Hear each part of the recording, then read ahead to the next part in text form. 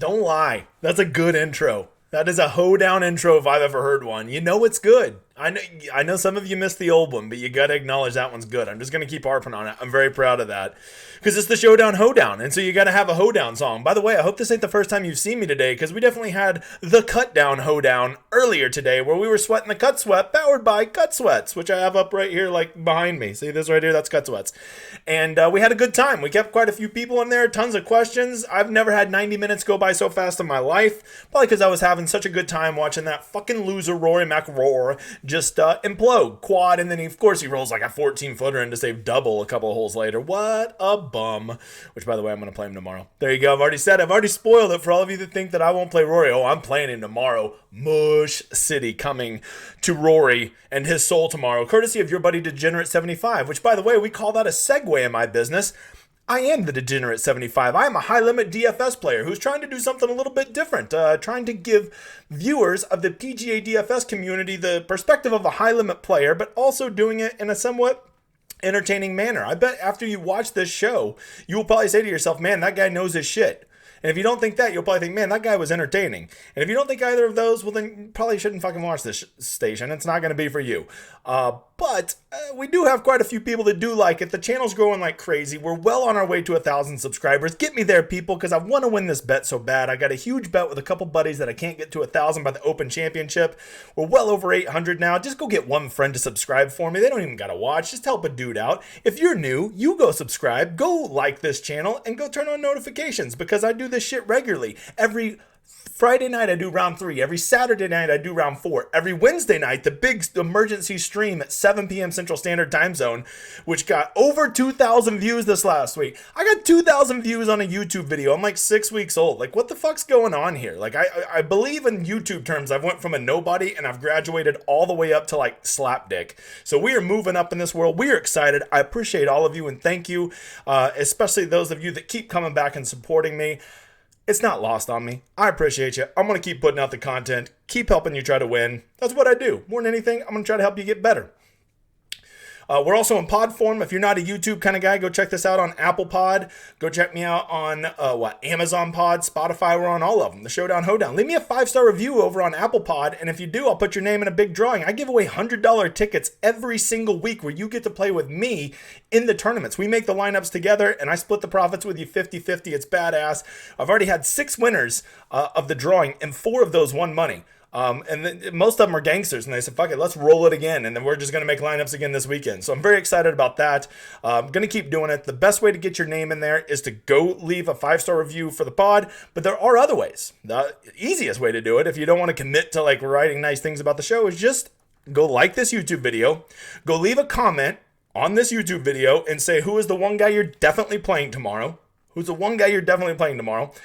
and then go over to Twitter, retweet the show, and give it a like. And that's it. You're in the drawing. I'll do a big spinning wheel. Look, it looks like this if you're new to the channel, which I hope is a lot of you. But there'll probably be a lot more names on there because people be loving this shit. All right, Weeklong. All right, we're moving straight into it tonight. I've got goals. I'm going to stay under 25 minutes. I'm going to fucking cut to the chase. I cuss a lot. You should probably know that about me. I also talk a lot of shit, and I've already hurt some people's feelings. If you're a bedwetter, once again, not the station for you. Okay, my contest. So this is a little site called Cutsweats. If you don't know Cutsweats, shame on you. Surely you've seen it on Twitter where they let you know the 6 of 6 rate this week, which you can see was abysmal. About 2% across all major tournaments this week. The 5 of 6 wasn't even much better at 12%. So if you got some 5 of 6s and you got a bunch of guys at the top of the leaderboard, you may be a little more live this week than you think.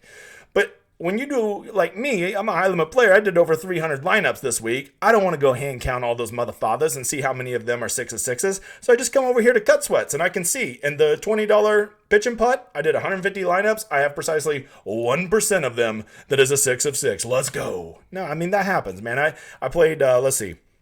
I played Neiman in 172 lineups, Spieth in 165, and Mito, and 145. And when you have those three guys and that many lineups and they all miss the cut, you're pretty much fucked.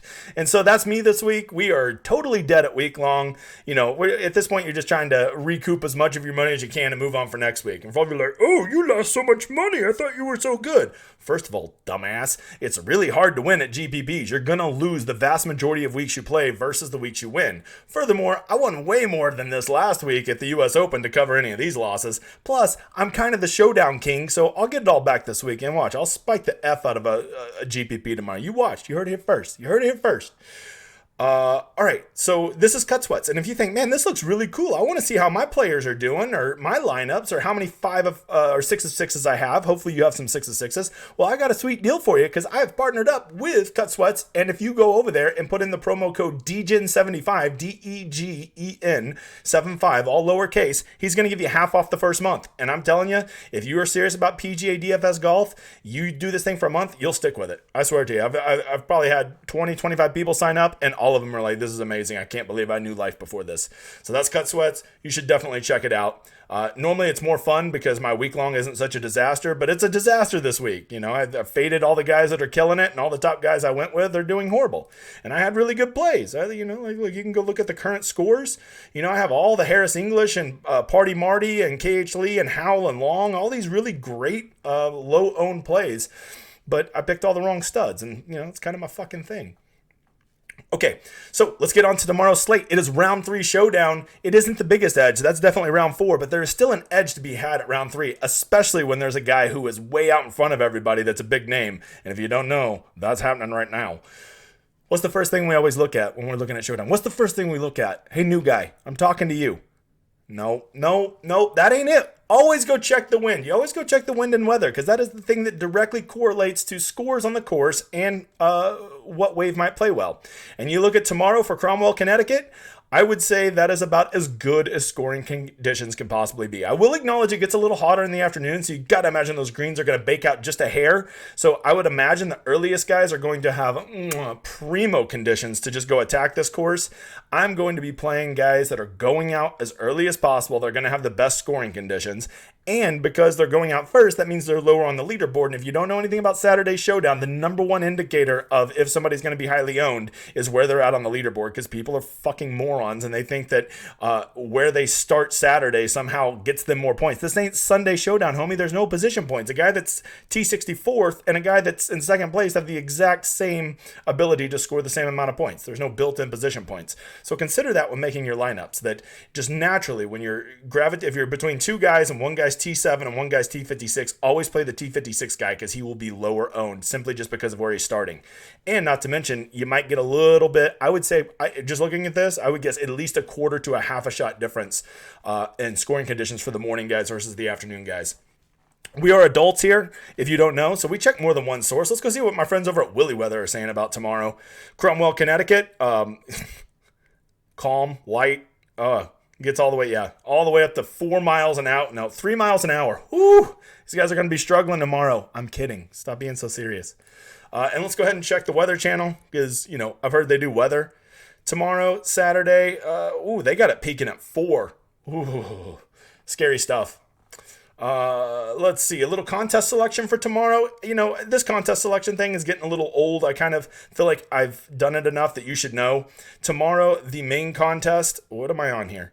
This is not, I have to refresh. My bad. I still got up Thursdays. Let's see here. Let's go to lobby. Let's go to selections. You got to love that first place is $50,000 in the big one tomorrow, and it's a $200,000 prize pool. So instead of the normal 1/3 to first, they're only doing a quarter to first, which makes me like that tournament a lot more. So I'm going to put way too many lineups in that tournament. Should you do that? Probably not. If you insist on playing in the $15 tomorrow, you make look me in the eyes and promise me you will play at least 25 lineups in that, and you will keep your player pool under 16 guys so that you can condense that player pool, mix and match those 16 guys, and get, hopefully hit the right combination from your player pool. The reason you need to do at least 25 in it is you're going to be playing guys like me and Tambo and Jesse and Osimo and all these guys who are fucking killers at Showdown, and we're all going to have 100, 150 lineups in there. You don't want to be playing us when you have 25 or when you have 3 lineups and we have 150. You don't want that. That's not good odds. I mean, you probably don't want to play us heads up like 150 versus 150. Now you're going to give us 6 times more lineups than you, that's you really putting yourself behind the eight ball. That is a very negative EV move. I would not do that. If you really want to spend a couple $100 tomorrow, go check out these $100 single entries, these $200 single entries. They're so much better. That's my advice to you. You do what you want. I talk about this every time. I'm not going to harp on it much longer because it's basically the same thesis. If you don't know what I'm talking about, just go watch any of my other Showdown videos. You'll see exactly what I'm talking about. What are we talking about? We're on the weather. All right, let's get to the board. We're flying tonight. We are flying. I'm the wind beneath my wings. Round 3. Showdown is up. Who is going to be the highest owned tomorrow? Well, first of all, I'm over here at Fantasy National, and trust me, that's an unendorsement. Who's going to be the highest owned player tomorrow? It will be Xander Schauffele by a country effing mile. He is ball striking. He is a big name. He's way out in front of everybody, and people are like, he cannot possibly play bad after playing good 2 days in a row. Just like when everybody was like, counting their money when Rory was at minus 14 today, and then Rory remembered, oh yeah, I'm a fucking loser. I got to go quad and double the next 3 holes. So yeah, if you play Xander tomorrow, you just don't get it. Like my one guy I'm definitely not playing tomorrow, Xander Schauffele. I don't give picks here. You need to know this about me. I'm not here to give picks. I'm not a tout. If you want a tout, if you want somebody to spoon feed you picks, go give your $75 to the slapdick tout sites. Have them give you the regurgitated picks that they just give to everybody that are nothing special, and do that. If you want to think for yourself and learn the process and control your own destiny, then listen up, and I'll try to give you a couple pointers on some guys that you should consider and look at and determine what's best for you. Not what you think I think you should play, but what you think you should play. So right off the bat, we're definitely not playing Xander Schauffele. He's going to be super owned. Patrick Cantlay is going to be super owned. Basically, what you're looking for is guys who are at the top of the leaderboard who are big names, because people like to spend their salary. People like guys that are ball striking, and people like big names. Rory is going to be highly owned, but I think because he played so poorly today, he will not be as highly owned as Cantlay or Xander, and that's probably why Rory will definitely be the one guy I am playing tomorrow. But you just called him a loser. He is a loser, but he's only a loser half the time. The other half of the time, he's the best player on the earth. He just can't put 4 rounds together. That's just always been my thesis about him. For all you donkey asses that don't understand what I'm saying about Rory. He is world-class talent. He just doesn't have the mental fortitude to put 4 rounds together. That's all I've ever said about him. And here's what's going to happen. Rory is going to suck balls one of these 2 rounds this weekend. He's going to be world beater the other round. You just got to pick which one it's going to be. I could have told you today he was going to suck. He was a world beater yesterday. He can't do that 2 rounds in a row. So now the question is he going to have his 80-point round on Sunday, or is he going to have it on Saturday? That's the only real question there. So those will be your highest owned guys. Xander, Cantlay. If you want another good rule, go look at anybody that ball. Oh, Brendan Steele's going to be super chalky tomorrow because people have him Weeklong. He's ball striking. He could have scored so much better today if he made putts. Well, he's Brendan Steele and he sucks at putting, so maybe he won't make them. Those are going to be probably your 3 or 4 chalkiest guys right there. Of those guys, how many am I going to play? 1. That's it. 1. And I'm not even sure he's going to be one of the top 3. And I want to mush Roy's career, so there's that too. What you need to do in Showdown is go sort by salary. And if I already told you that Cantlay and Xander are going to be super popular, well then naturally that just makes Scheffler and Rory, who are more expensive, less popular. So there's your first natural pivot right there. Am I telling you to do that? No, I don't give a shit who you play. Maybe Xander goes and shoots another 63 tomorrow and he's the nuts play. And if you feel he's going to do that, then go play him. But what I would not be doing is starting my lineouts out Cantlay and Schauffele. Even if you love them both, you really shouldn't do that because legit 25% of all lineups in the GPPs tomorrow will start out with that build. And then even if it does hit, now you're playing 4v4s versus 10,000 other lineups. What the hell are you doing? I've never won a GPP. Well, that's because you start your builds like that. You're never going to win a GPP doing that. So don't do it. If you're in love with one of them, play them. If you're in love with both of them, play them both, but maybe just not in the same lineup. Or, grow a nutsack and play neither of them. But that's how I play. I don't expect you to be as aggressive as me. Okay. So Rory definitely has my eye. There's no way Scotty Scheffler cannot have your eye. He has not been putting. He's the best player on earth, and he's just sitting right there in that lurking zone at -5. He's only 4 shots off second. Xander goes out and spins his wheels a little bit tomorrow. It would not surprise me if frickin' Scotty's within a shot or 2 of him tomorrow. We'll see. Davis Riley. I have a thing for chalky guys that barely get across the cut line. Like, oh, that idiot barely got across the cut line. That's Davis Riley. So just because of that, he will go out and smash tomorrow. And he is putting terrible, and that is the easiest thing to correct. Exact same person in that camp is Keegan Bradley. Keegan Bradley is one of those donkey chalk guys that just barely made the cut on the number. So what's he going to do tomorrow? He's going to go out and pay off all the week-long donkeys, and they're going to get there with Keegan Bradley. What was he, like 9,400? Get the fuck out of here, Keegan Bradley. The reason I'm not talking up Seamus as good as he was today is like you're going to be paying that ownership premium for him. Seamus is playing great. His numbers look great. He's a very reasonable salary. However, do I really want to pay an ownership salary tomorrow for what he did today? I don't think I do. But, you're the captain of your own ship, big guy. You do whatever the hell you want. Tony Finau, is interesting. I didn't click on him, but his approach was great today. I kind of just think Tony's a loser. I played him all over Weeklong, but no one cares about that. I watched Webb. Webb, it looks like he's kind of getting his game back, so you gotta think that he's alive. But Brian Harmon is another one of those guys, just like Riley and just like Keegan, that just barely got across the finish line. And I'm telling you, when those chalk donkeys barely get across the finish line, they kill it on the weekends. What I'm looking at here with all these other guys, I'm going to stop going over every guy here eventually. But like when I see these guys who picked up 4, 5, 6, 7 shots today, like Cam Davis, they're just auto fades for me. Tomorrow, Xander, Cantlay, Party Marty, Nick Hardy, Cam Davis, Cage Lee, JT Poston, all these guys who had, that's all rounds. Excuse me. Let's go look at all rounds today. Xander, HV3, Higgs, Bill Haas, Scott Stallings, Nick Hardy, Cage Lee, Kevin Kisner. I'm playing 0 of those guys. And it's very, very simple. I don't want to pay the premium, the ownership premium tomorrow for what they did today. Furthermore, it's very freaking hard to back up 2 amazing rounds in a row. It really is. So I don't like it. I'll be playing none of them. You may want to play them, but I'm just telling you, they're going to be at an ownership premium, and it just makes pivoting that much easier off of them. Like, you don't think that there's better options down there than Bill Haas? Okay. You do you, boo. Other guys I was looking at here.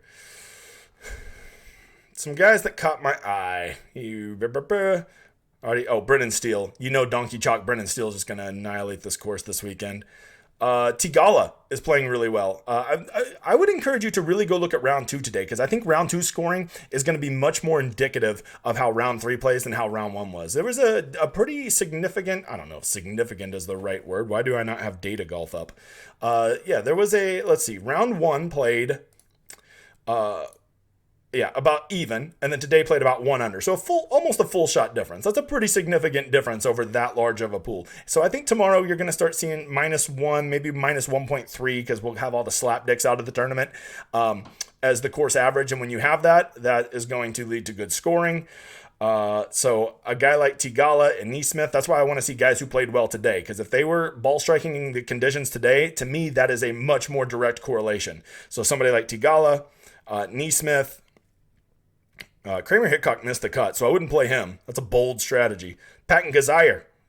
I love guys that give it away around the greens, right? And to me, what I really found, by the way, I'm not telling you to play any of these guys. I'm saying go give them a look. Luke List was ball striking the hell out of it today. Josh Bramlett was picking up on approach, which is the number one thing you should be looking at. Lucas Glover was great ball striking, but terrible putting. But let me go ahead and tell you, that's kind of Lucas's Glover's thing. Andrew Putnam, great on approach today. Well, not great on approach, but above average on approach. And just kind of spun his wheels overall. No one will play Andrew Putnam tomorrow. Give him a look. All right. This is kind of my thesis of tonight is I want you to really, I think there's so many great punts tomorrow. I guarantee you the winning $15 lineup tomorrow for $50,000 will have some of these punts I have down here. There are so many great punts, 6,700 and lower. John Huh, he's doing everything you want to see, but I will warn you, him being in 7th place and having a good round today might get a little chalky. So go check out Chris Goddard. I mean, he's basically doing great other than just giving it away around the greens. Hank Lebioda, look at that. 1.5 on approach, losing at everything else. People are like, oh, he didn't play any good today. He lost a stroke. Dude, like, it's 1 round. They can bounce back. 1.5 strokes on approach in a single round is great. Hammer and Hank, I'm interested in. T. Dunks, ball striking SOB, and he's actually putting okay. And by the way, notice these guys are in 33rd place, 50th place. They're kind of further down the leaderboard. And the further you get down the leaderboard, the less interested people are in them. Go check out Peter Malnati. He had a great round today, but not a great round. He gave so many back around the green that it didn't end up looking like a great round on the scorecard. And that's a great way to find a guy who could go kill it tomorrow. Robert Streb, another one to check out. Sam Ryder is another one to check out. Austin Cook, he had great approach today. Kevin Tway, great approach today. Ben Silverman, ball striking the hell out of it today. And the best thing about these guys is they are all hidden. None of them are in the top 10, none of them are in the top 20, so no one's going to be on these names. Mark Hubbard, he's 24th, but man, he was all over approach today, and he's only 6,200. That is a criminally low price. He is such a better golfer than all these other dudes down here. We got old Conrad Schindler's List down here. 3.6 on approach in a single round. Are you effing kidding me? That's incredible. I don't even know who that guy is, if you want to know the truth.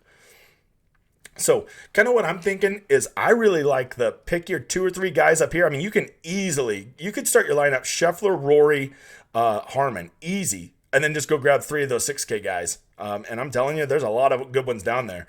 And the great thing about Showdown is you don't have to worry about them missing the cut. If they shit the bed, it's no big deal. Just one round, we'll get them back Sunday. I'm not telling you to play any of these guys. I'm saying these were some guys that caught my eye. You can go look at guys that shitted away around the green today. Rory, that's the number one reason I like him tomorrow is how bad he was around the greens today. Hayden Buckley was terrible around the greens, but he also was terrible wasn't terrible on approach, but he wasn't great on approach, and I don't like that. I want to see guys that were good on approach. So go search by who was good at approach today. Of course, Brendan Steele, old luck sack piece of shit Brendan Steele, was great.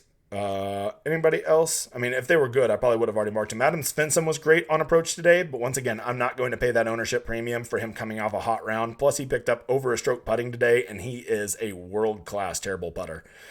HV3, once again, great approach today, great putting, great off the tee, did everything perfect. I don't want to pay that ownership premium, and I don't want to play a guy coming off a great round. So that's how I'm rolling. That's how I think. You may not like it. You may not agree with it.